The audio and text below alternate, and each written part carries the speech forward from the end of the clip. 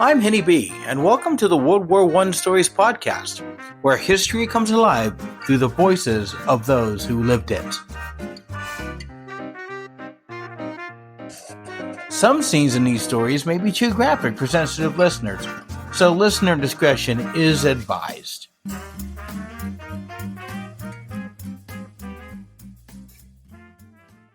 Today's episode, When the Fields Fell Silent. Jack McKinnon's farm was a modest but vital piece of land nestled in the rolling hills of rural Australia. As an oat farmer, Jack's property was dedicated entirely to the cultivation of oats, an essential crop for both human consumption and livestock feed.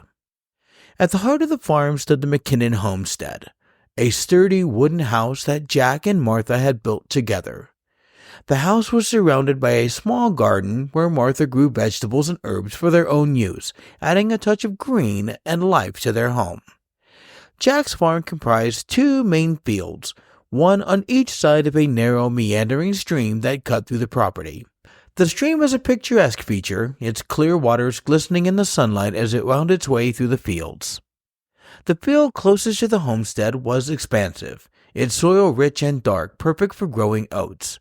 Jack had worked tirelessly to ensure that this field was well tended, using his trusty tractor to plow, sow, and eventually harvest the oat crop. The sight of the tall oat stalks swaying gently in the breeze was a source of pride for him. Across the stream lay the second field. This field was just as fertile and crucial to the farm's productivity, but it had posed a significant challenge in the past. Before Jack built the bridge, he had to till this field by hand, a labor-intensive and time-consuming task that limited the farm's overall efficiency. Recognizing the need for a better solution, Jack had constructed a sturdy wooden bridge over the stream. The bridge was a marvel of simple, functional design built from timber sourced from the nearby woodlands. It was wide and strong enough to support the weight of Jack's tractor, allowing him to easily traverse the stream and tend to the second field with the same efficiency as the first. The bridge quickly became one of the most important pieces of infrastructure on the farm. It symbolized Jack's ingenuity and determination, transforming what was once a daunting task into a manageable one. With the bridge in place, Jack could now use his tractor to plow, sow, and harvest the oats on both sides of the stream, significantly increasing the farm's productivity. Despite the farm's isolation, it was a hive of activity, a well-oiled machine that thrived under Jack and Martha's care. The land was their livelihood and their legacy, a testament to their hard work and resilience. As Jack stood on the bridge he had built, looking out over his two oat fields, he felt a deep sense of pride and connection to the land. The bridge was more than just a physical structure. It was a reminder of what he had built with his own two hands and the progress he had made. Jack wiped the sweat from his brow as he guided his brand new tractor through the fields of his farm. The early morning sun bathed the land in a golden hue, casting long shadows behind him. The roar of the engine was a comforting sound, one that signified progress and the promise of a good harvest. As Jack worked, a dust cloud appeared on the horizon, growing larger as it approached. It wasn't long before he could make out the shape of a military vehicle, its insignia glinting in the sunlight. The vehicle came to a stop near the field, and a stern-looking officer stepped out, adjusting his hat. "Mr. McKinnon!" the officer called out, raising his voice to be heard over the tractor. Jack noticed the man and brought the tractor to a halt. He climbed down, wiping his hand on his trousers, and walked over to meet his visitor. "Good morning. You're Mr. McKinnon, correct? Jack McKinnon?" "Morning, sir. What can I do for you?" Jack asked, his tone polite yet curious. "Major Tillett with the Australian Imperial Force," the officer replied. "We're looking for capable men to serve, and I've heard you're quite handy with construction." The major gestured towards the small wooden bridge. "You built this bridge?" he inquired. Jack straightened with pride. "I did." The major nodded, then pointed at the tractor parked nearby. "And does that tractor ever traverse this bridge?" Jack scratched his head, unfamiliar with the term. "Traverse?" "Can it cross this bridge without the bridge collapsing?" Major Tillett clarified. Jack chuckled, now understanding. "But of course, sir. Why would I build a bridge that my tractor couldn't cross? What would be the point?" "My thoughts exactly," Major Tillett said with a slight smile. He looked Jack up and down, assessing his build and demeanor. Mr. McKinnon, your country needs men like you, men who can build and endure. Have you considered enlisting? Jack's expression turned serious as he glanced back at the farm, thinking of his wife Martha and their life here. I've thought about it, but this farm, it's my life's work. I understand, Major Tillett said, his tone softening. But think about what your skills could mean for the war effort. We need men who can build strong, reliable structures under the harshest conditions. Men who can keep their heads when everything around them is falling apart. Jack nodded slowly, the weight of the Major's words sinking in. I'll think about it, Major. That's all I ask. Thank you for your time, Mr. McKinnon. Major Tillett gave a respectful nod before returning to his vehicle. Jack watched the vehicle drive away, the sound of its engine fading into the distance. He turned back to his tractor and continued to work. The next morning, the McKinnon farm was filled with the usual sounds of early activity. Jack was already up and about helping with the odds and ends around the house before returning to his fields. Martha, his wife, was in the kitchen preparing breakfast. As Jack finished adjusting some chairs on the tiny porch, he noticed a figure approaching from the direction of the main road.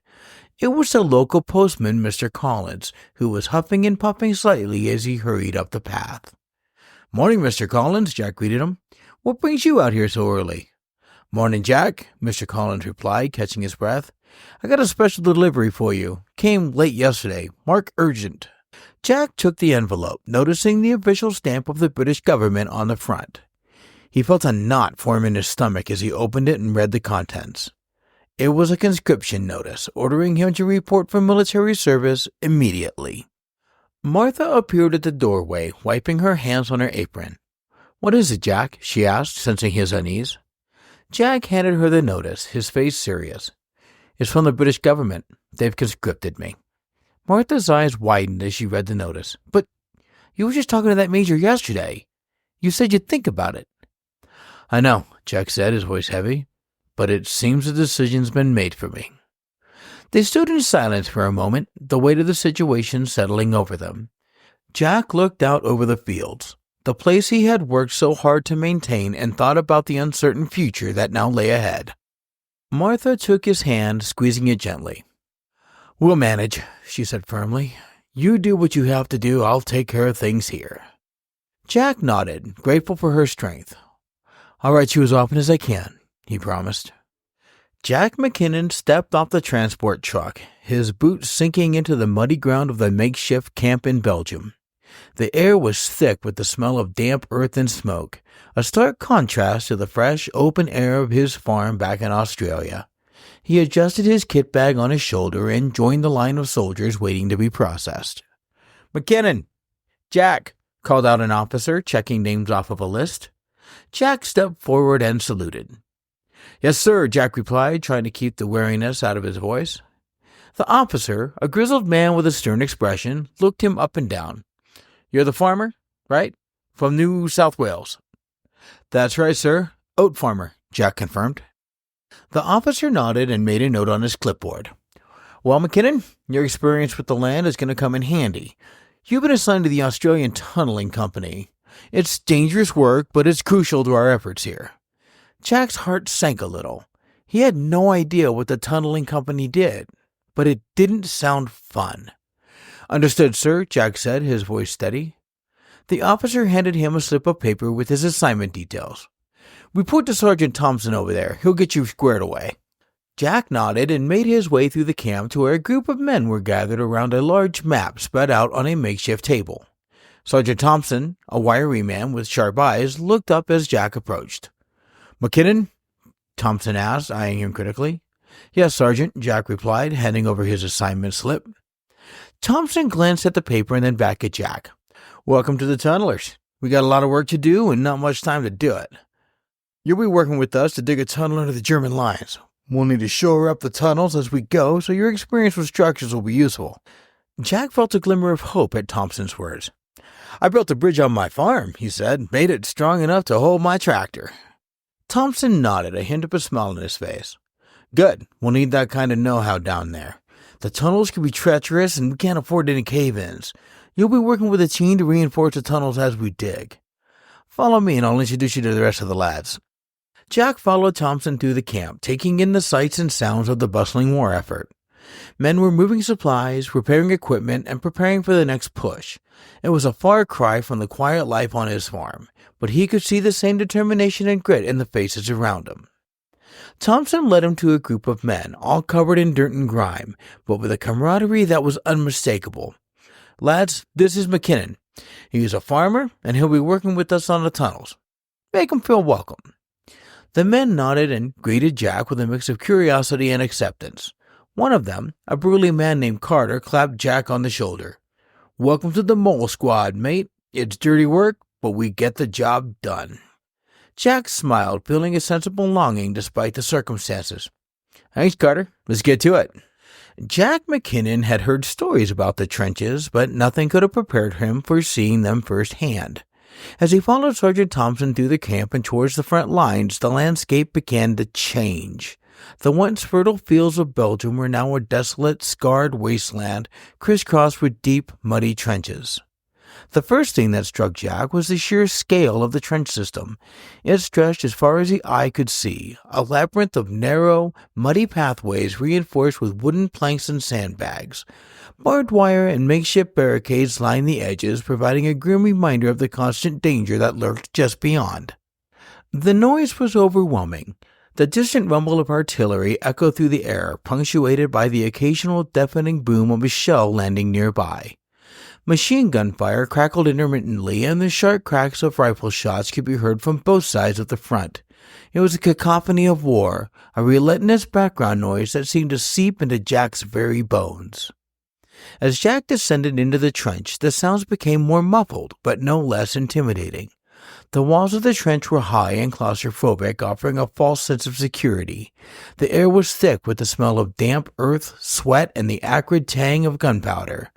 Every step was a struggle through the ankle-deep mud that seemed to cling to his boots like a living thing. Soldiers moved through the trench with a weary efficiency, their faces gaunt and eyes hollow from the days and nights of constant vigilance. Some were huddled in small groups, sharing a cup of coffee or a quick meal, while others stood watch at firing steps, their rifles at the ready. "Welcome to the front," Thompson said grimly, noting Jack's wide-eyed expression. "It's not pretty, but it's home for now." Jack nodded, trying to take it all in. The trench was a world unto itself, a harsh and unforgiving place where survival was a daily battle. He could see the strain on the faces of the men around him, but also a steely determination that mirrored his own. As they walked, Thompson pointed out various sections of the trench. "This is the communication trench. It leads back to the support lines and the supply dumps. Over there is the firing trench where most of the action happens. And that," he said, pointing to a dark, narrow opening, "is the entrance to our operation." Jack peered into the opening, feeling a mix of dread and curiosity. The tunnel entrance was reinforced with wooden beams, and a dim light flickered from within. It looked like a portal to another world, one even more confined and dangerous than the trenches above. "Let's go," Thompson said, clapping Jack on the shoulder. "Time to get to work." As they started down the tunnel, Jack had questions. "What exactly are we doing here?" he asked, his voice echoing slightly in the confined space. "Well, our goal is to tunnel under the Germans and blow them to bits. That's the short answer," Thompson replied, his tone matter-of-fact. "Your job is to make sure that we have no collapses. The last thing we want is 50-plus men buried alive down here." Jack nodded, absorbing the gravity of his task. As they moved deeper into the tunnel, the light grew dimmer and the air more oppressive. The tunnel was reinforced with wooden beams, but it was clear that without constant attention, the structure could easily give way. They passed a man sitting in an alcove, pressing a stethoscope against the ceiling of the tunnel. Jack paused, curiosity getting the better of him. "What's with the stethoscope?" he asked. Thompson glanced back and saw where Jack was looking. "You think we're the only ones with this idea? We put in listening posts every now and then. They're listening for the Germans doing this exact same thing. And rest assured, the further down we get, the Germans are listening for us, too." Jack felt a chill run down his spine. The thought of enemy soldiers just a few meters away, digging their own tunnels, was unsettling. The man with the stethoscope, a young soldier with a serious expression, looked up and gave Jack a brief nod before returning to his task. "How often do we hear them?" Jack asked, trying to keep the anxiety out of his voice. "Often enough," Thompson replied, "and when we do, we have to be careful. Sometimes it means we need to change directions, other times it means we need to prepare for a fight. It's a dangerous game of cat and mouse down here." They continued down the tunnel, the sounds of digging and the occasional murmur of conversation creating a constant low-level hum. Jack could feel the weight of the earth above him, a pressing reminder of the dangers they faced, but he also felt a renewed sense of purpose. His job was critical, and he would do everything in his power to keep his fellow soldiers safe. As they reached the end of the tunnel, Thompson stopped and turned to face Jack. "This is where you'll be working," he said, gesturing to a group of men who were busy reinforcing the tunnel walls. "You'll be responsible for making sure the supports are solid and the tunnel stays stable. It's hard work, but it's vital." Jack nodded, stepping forward to join the men.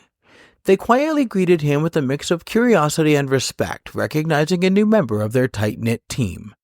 Jack picked up a shovel and got to work, his movements steady and deliberate. Over the next 6 weeks, Jack quickly settled into the relentless routine. Any doubts he might have had about the seriousness of their mission were dispelled by the grueling schedule. The tunneling operation ran around the clock, divided into 3 8-hour shifts, ensuring the tunnel was being dug 24 hours a day. Jack's own shift was physically demanding and mentally exhausting. When he wasn't in the tunnel reinforcing its walls and ensuring its stability, he had other critical tasks. He was also responsible for constructing essential infrastructure within the trenches, including command posts, storage areas, and sleeping quarters. Each day blended into the next, a continuous cycle of digging, building, and maintaining the lifeline that was the trench system. Finally, they had reached their destination. The forward tunneling had ceased and the creation of 3 large connecting rooms was underway. Jack took on the responsibility of selecting the trees that would be used for the support beams, adhering to strict criteria.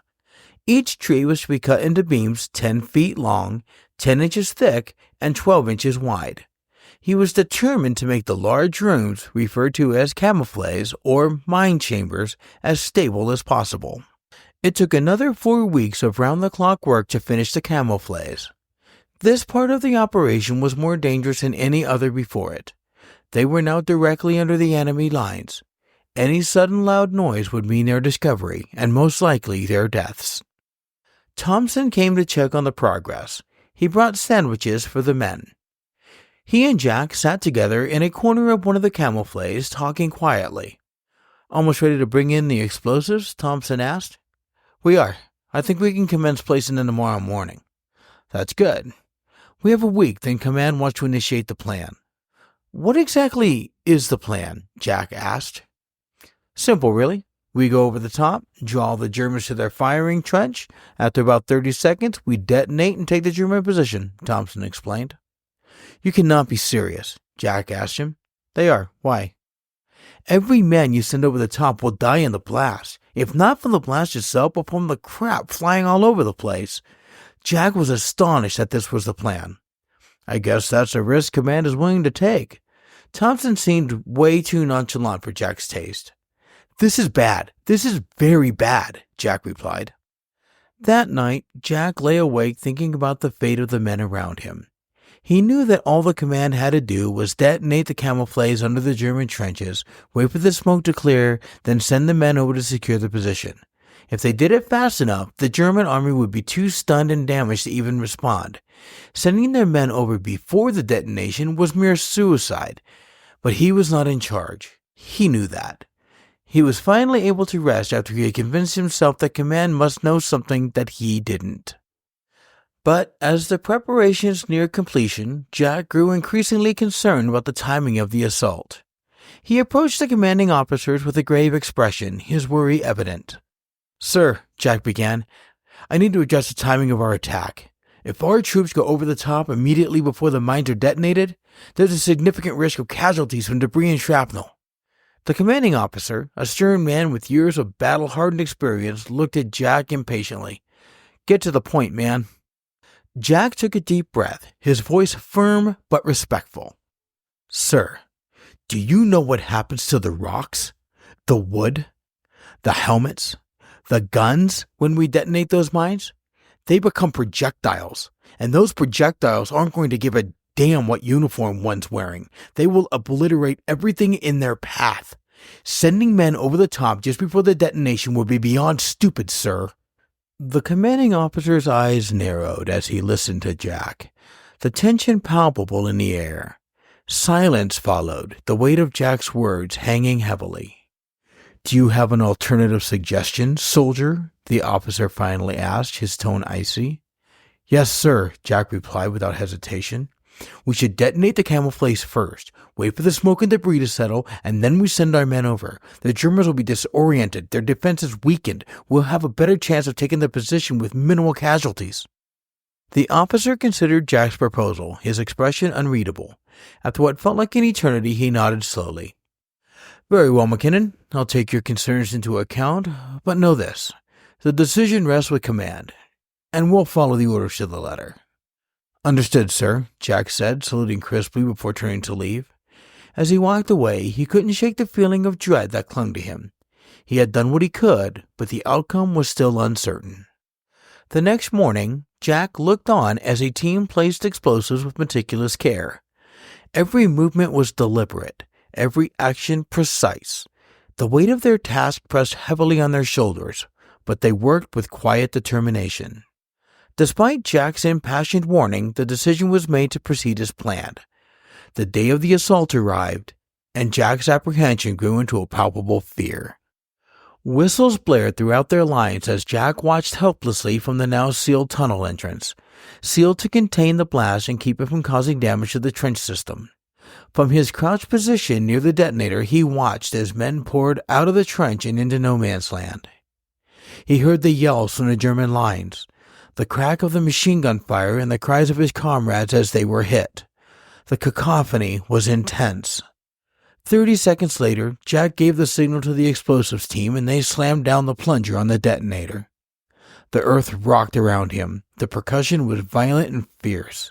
He looked up into the sky and saw nothing but smoke, dirt, and debris. He grabbed his rifle and readied himself to leap out of the trench. It was 200 yards to the German trenches, and he knew that he too had to go. Then he heard something, a gravelly voice just above him. He looked up towards the ridge of the trench. There he saw Thompson, his face dirty and blood-streaked. He reached his hand down into the trench. "Help me down, McKinnon." Jack reached up, grabbed Thompson's hand, and pulled. "I got you," Jack yelled to him. Jack expected a lot more resistance than he got as he pulled, and Thompson dropped into the trench. "Are you all right?" Jack asked as he turned around and saw Thompson. Jack gasped at the sight. He now knew why Thompson felt so light as he pulled him into the trench. Thompson lay on the ground. The entire bottom half of his body was gone, and now so was Thompson. He had used the last of his lifeblood to get back to the trench, and there he had breathed his last. Jack did not go over the top that day. I am so glad you joined me for this episode of World War I Stories. This podcast is a work of fiction. It's written, recorded, and produced by me, Henny B. If you enjoyed our journey through history, I invite you to connect with us on social media. Find us on Facebook and Blue Sky for updates and discussions. Would you like to support the show and gain producer status? Consider becoming a member of our Patreon. Your support not only helps keep the stories alive, but also earns you a special place in our community, with your name read at the end of each episode. I'll see you next time, and until then, keep exploring the past and remember that every story has its echoes in the present. And as always, thank you for listening to World War I Stories.